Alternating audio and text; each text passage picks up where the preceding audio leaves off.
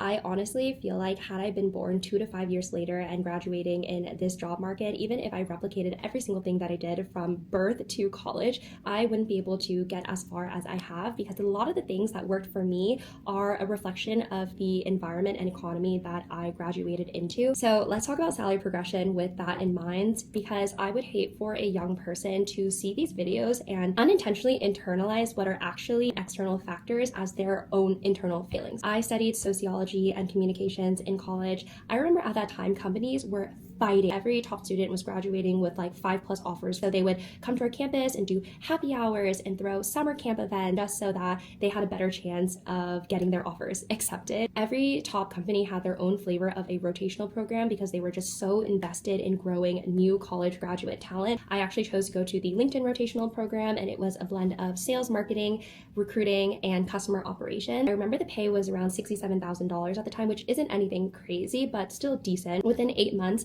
I realized I didn't like any of those functions, so I went to another rotational program. I was accepted into the Google rotational program, this time specifically for product marketing, and through that job hop, I was able to double my salary to 120. Hiring manager from Meta reached out to me. I actually didn't have enough years of experience for that role, so he traded his more senior role for a junior one to take me on with the intent of growing and incubating me on his team, which would never happen today. But at the time, it was just such a competitive candidate market. Because it was such a competitive market, I was able to negotiate my offer pretty aggressively. So I doubled my salary again. Then within my first 8 months in the role, I was promoted again. So I was promoted when I took on the role at Meta because it was more senior than the one I had at Google. And then within 8 months, I was promoted again. That would never happen in this environment. I was given my pick of so many developmental opportunities. My manager sent me to Italy. She sent me to Spain, Korea, Japan, a bunch of countries just to learn how marketing worked in those local offices. Those career opportunities don't exist today. All that to say, please do not internalize